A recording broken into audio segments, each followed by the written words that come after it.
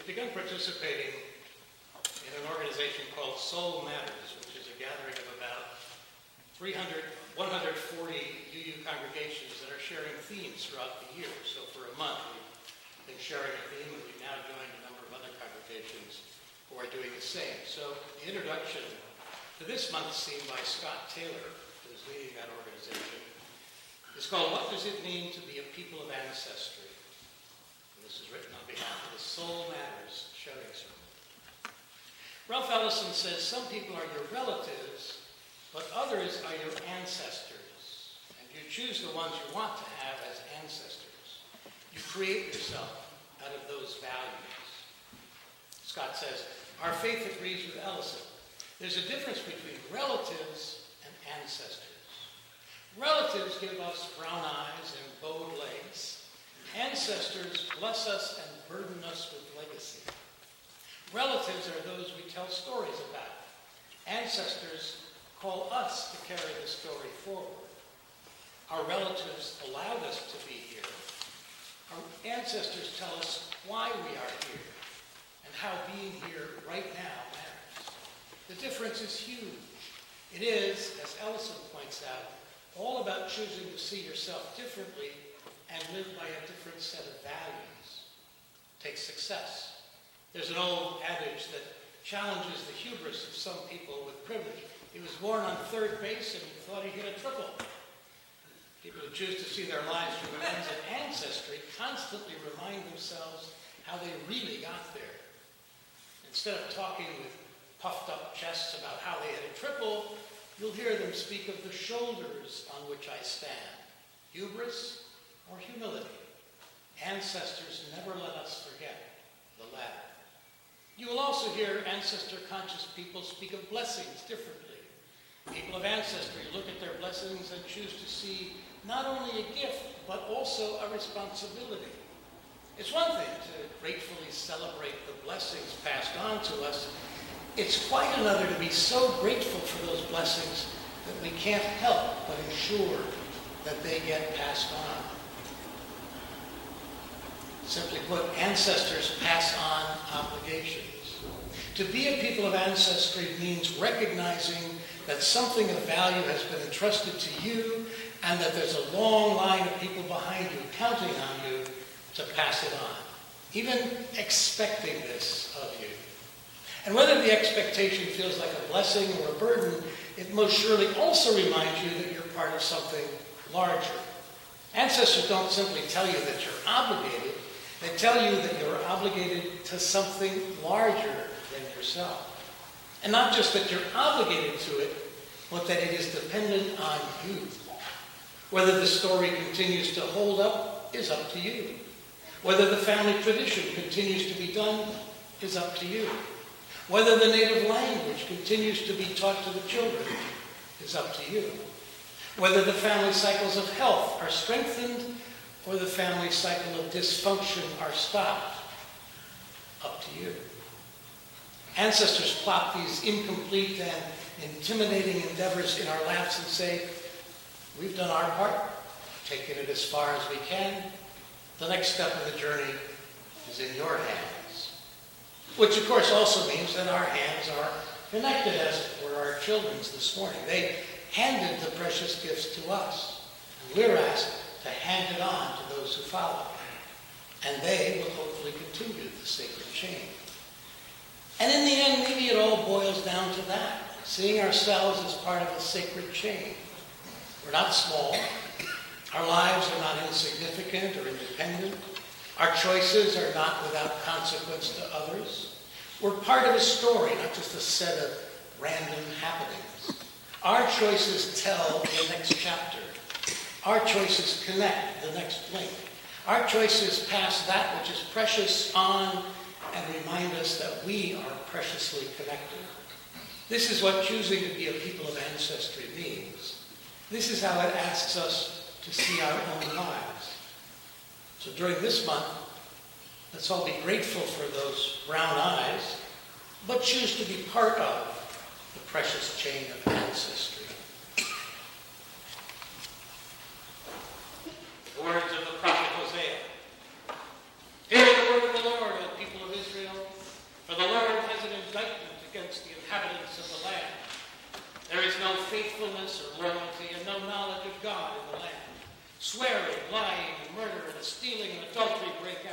Bloodshed follows bloodshed. Wait, am I in the wrong pulpit today? hang with it. My people consult a piece of wood, and their divining rod gives them oracles. For a spirit of whoredom has led them astray, and they've played the whore, forsaking their God. They sacrifice on the tops of the mountains. The voice of God. And make offerings on the hills, on the road of poplar and terebinth, because their shade is good. What we're hearing in this passage is the rage of the God of a new religion against the gods and practices of an old religion, a pagan religion, a religion of the earth. The prophet Hosea's story about being called by God is one of the more remarkable in the pages of Scripture. He lived in the northern kingdom of Israel about 750 BCE, before the Common Era. And it says that, quote, "The Lord said to me, go again, love a woman who's loved by another man and is an adulteress, even as the Lord loves the children of Israel, though they turn to other gods and love cakes of raisins." Cakes of raisins? What's that all about? It's pretty clear that what that's about is almost certainly the same thing that the prophet Jeremiah denounced in his time, saying, "Children are gathering firewood, fathers are building fires with it, and women are mixing dough to bake cakes to offer to the goddess they call the Queen of Heaven. They're also pouring out drink offerings to other gods. They seem to do all this just to trouble me." Cakes for the Queen of Heaven.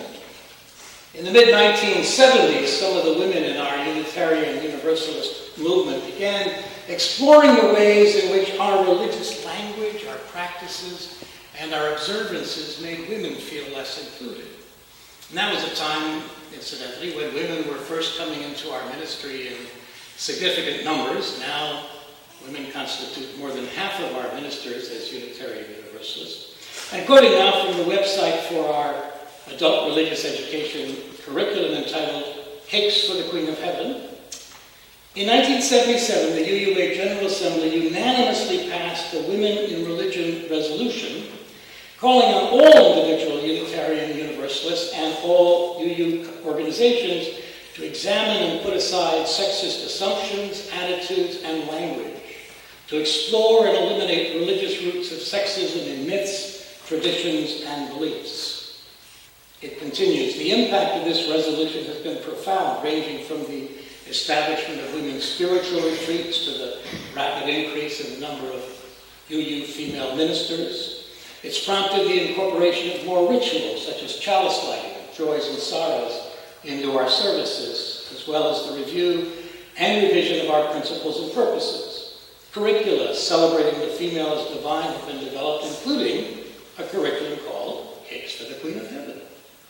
Cakes for the Queen of Heaven is a woman-honoring adult RE curriculum by Reverend Shirley Rank that examines pre-Judeo-Christian cultures that may have worshipped the female as divine. Remember, Michaela talking about the gods. Huh? The primary question raised is, how would our lives have been different if, when growing up, the divine had been imaged as female? Participants are encouraged to share their own experiences and beliefs, creating trust and strong bonds of friendship.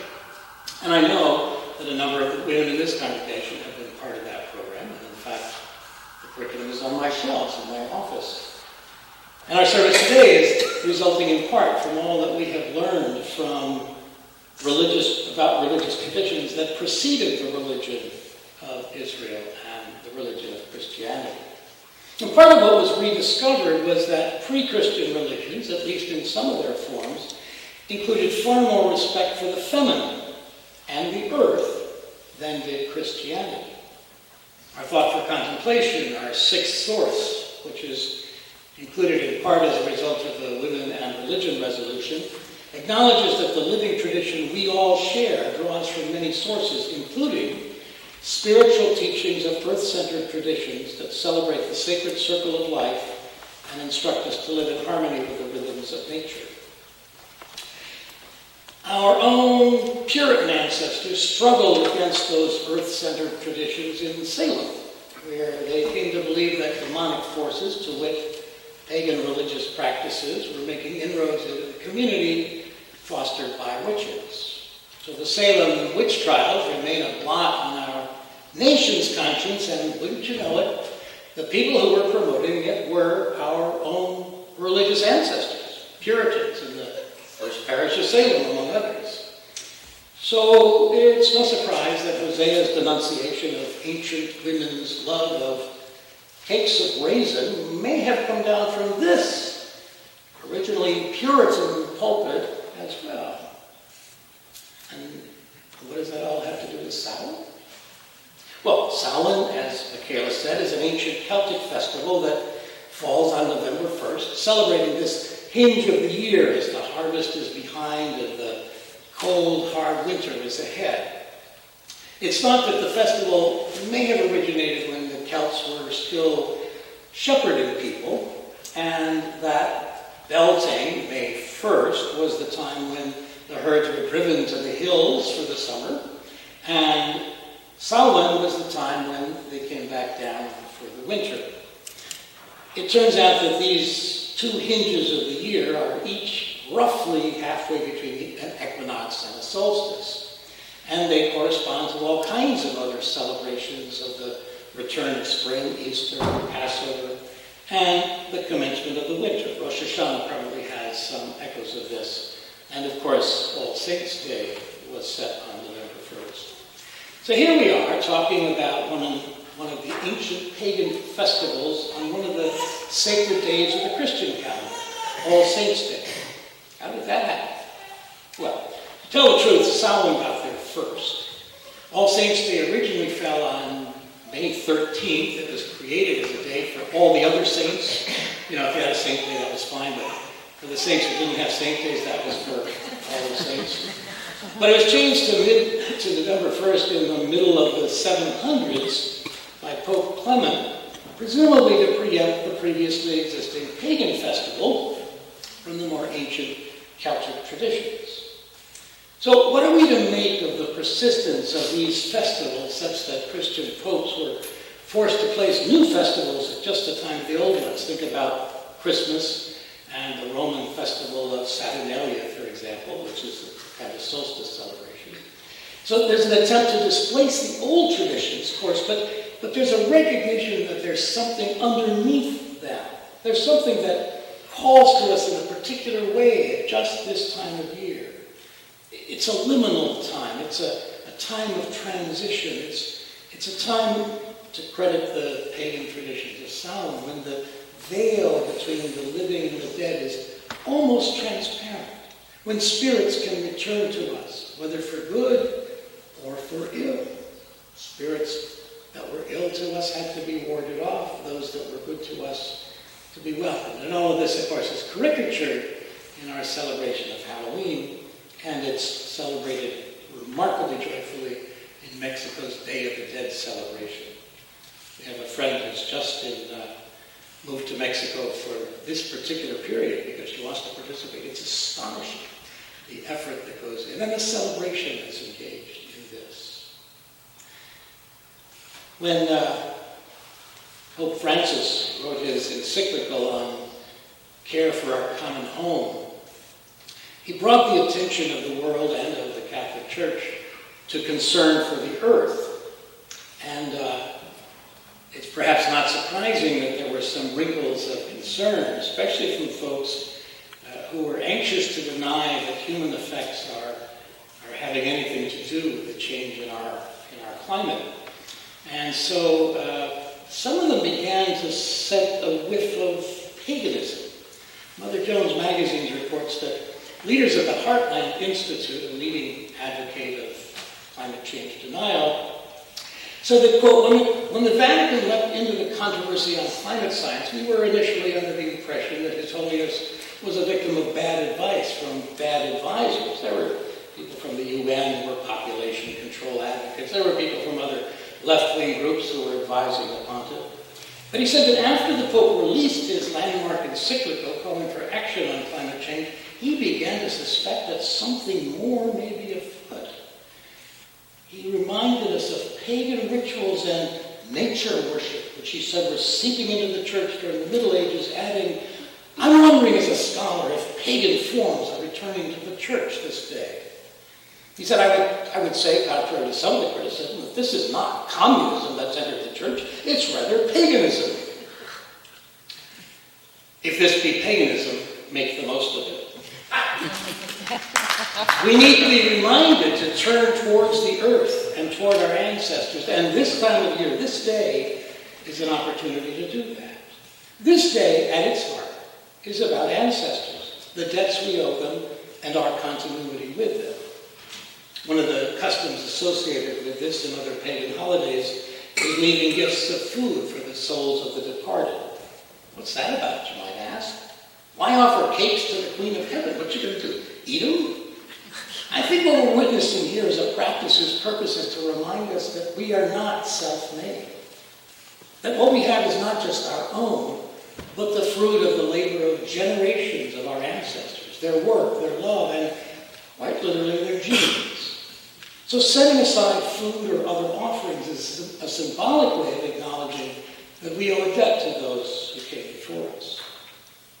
Our religious ancestors, Unitarians and Universalists, who began distinguishing themselves from their more traditional Puritan ancestors over 2 centuries ago, were living in a time of increasing religious diversity. And they began to notice that there's not only one religious path. Our Universalist ancestors took as the key to their theology that God is love, and that separating the world into saints and sinners, saved and damned, could not be the will of an all-loving God. And to extend their universalizing impulses to our world, we recognize that all people seek that which is sacred, that which gives meaning to their lives, with many different symbols and words and rituals. What we care about is what is at the heart of each of these, how they speak to our spirits, how they help to guide us aright in our own living. We owe a great debt to the Women and Religion's resolution for opening our eyes to the rich diversity of festival underlying both men's and women's religious traditions, and in particular for bringing back an understanding of the role of the goddess in religious understanding. So this day, this festival of Samhain, this day that the church leaders recognized centuries ago as having a special significance, this day is about our place in the generations. It opens a thin veil, if you will, to an awareness of the more real presence of those who brought us into life over many generations. It gives us an opportunity to place ourselves in a line of human beings stretching back to the dawn of time, primeval ancestors before that, and the earth itself before that. We stand in the middle between the past and the future, giving life from before and passing life on to those who come after. And we know that both good and ill have come down to us. Not everything our parents did was right or good, nor our grandparents, nor all the generations before. Some of us have suffered horrible abuse, have been battered, have been deprived. But we have been given our lives, given to us to live in this moment by those who came before. And so we need to consider, what is it that we want to leave behind? How do we mean to be different by not repeating the ills that were visited on us? Who do we choose to claim as our ancestors, as Scott Taylor put it in our reading? And how do we reckon up what we owe, what's been given to us, for what we in turn owe our gratitude? Here we are at this liminal moment, standing in a line of generations past and future, and we gather to consider what it is that we cherish, and what instead we should yield up to the bonfire. What will I leave after me? And what of ill that has come down to me will I refuse to repeat? How ought we to live in the light of the past and the hope of the future? Where do I fit in among these endless lines of generations? What are my unique gifts, burdens, opportunities? How then should I live in the face of my own death, which is as inevitable as the onset of winter, year after year after year? Mary Oliver reflects on the coming day in her own life in these words.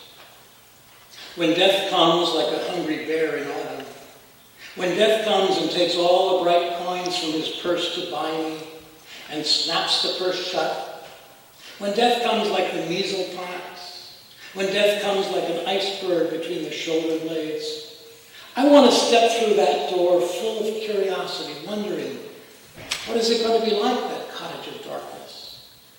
And therefore I look upon everything as a brotherhood and a sisterhood.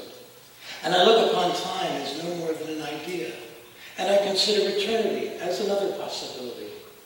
And I think of each life as a flower, as common as a field daisy, and as singular.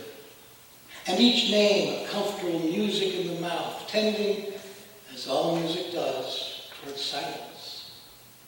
And each body a lion of courage and something precious to the earth. When it's over, I want to say, all my life I was a bride married to amazement. I was the bridegroom taking the world in my arms. When it's over, I don't want to wonder if I've made of my life something particular and real. I don't want to find myself sighing and frightened or full of argument. I don't want to end up simply having visited this world. May it be so. Blessed